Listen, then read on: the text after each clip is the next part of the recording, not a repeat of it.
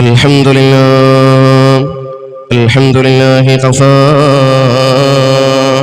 വസലാമുൻ അലാ ഇബാദിഹി ഇസ്തഫാ അമ്മാ ബഅദു. അൽഹംദുലില്ലാഹ്, അല്ലാഹുവിന്റെ അനുഗ്രഹത്താൽ നാം ഇവിടെ ഇന്ന് 5-ാമത്തെ നോമ്പിലാണ് നാം നിലകൊള്ളുന്നത്. ഇവിടെ 6-ാമത്തെ നോമ്പിന്റെ തറാവീഹ് നമസ്കാരം നമസ്കരിച്ചാലുള്ള പ്രതിഫലം എന്താണെന്ന് നാം മനസ്സിലാക്കണം. അതായത് ഇന്നത്തെ തറാവീഹ് നമസ്കാരം നമസ്കരിക്കുന്നവർക്ക് അല്ലാഹു സുബ്ഹാനഹു വ തആല നൽകുന്ന പ്രതിഫലം എന്തെന്നറിയുമോ?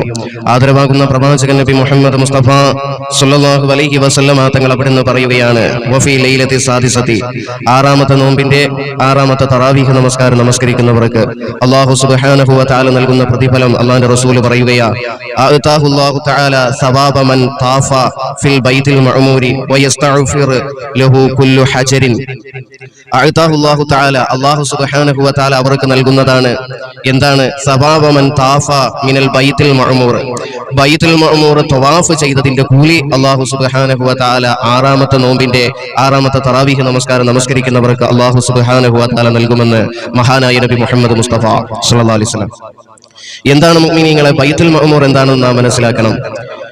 ഈ ഭൂലോകത്തിന്റെ, അതായത് ഈ ഭൂമിയുടെ ഏറ്റവും മധ്യഭാഗത്താണ് പരിശുദ്ധമായ കഅബാലയം സ്ഥിതി ചെയ്യുന്നത്.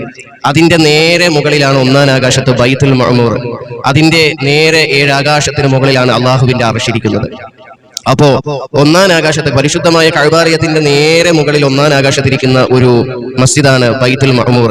അത് മലക്കുകൾ ഇന്ന് പരിശുദ്ധമായ ഉംറയ്ക്കും ഹജ്ജിനും വേണ്ടി മനുഷ്യൻ ഇന്ന് തവാഫ് ചെയ്യാനായിട്ട് അള്ളാഹു തന്നിരിക്കുന്ന ഒരു മസ്ജിദാണ് പരിശുദ്ധമായ കഅബാലയം എന്ന് പറഞ്ഞതുപോലെ മലക്കുകൾക്ക് അള്ളാഹു സുബ്ഹാനഹു വ തആല തവാഫ് ചെയ്യാനായിട്ട് കൊടുത്ത ഒരു മസ്ജിദാണ് എന്ത്? ബൈത്തുൽ മഅമൂർ.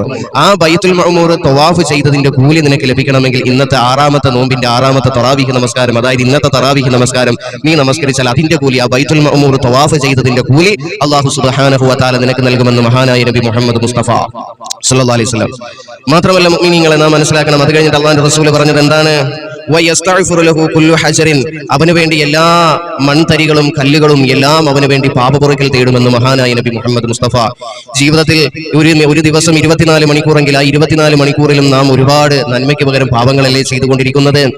ആ പാപത്തിന്റെ കറകളെല്ലാം മാറി ആ പാപങ്ങളെല്ലാം പുറത്തു തരണമെങ്കിലും മുഅ്മിനീങ്ങളെ നമുക്കൊരു ശുപാർശ വേണം. ആ ശുപാർശയാണ് ഇന്നത്തെ തറാവീഹിലൂടെ നമുക്ക് കിട്ടുന്ന 2-ാമത്തെ പ്രതിഫലം. 2 പ്രതിഫലമാണ് നമുക്ക് ലഭിക്കുന്നത്.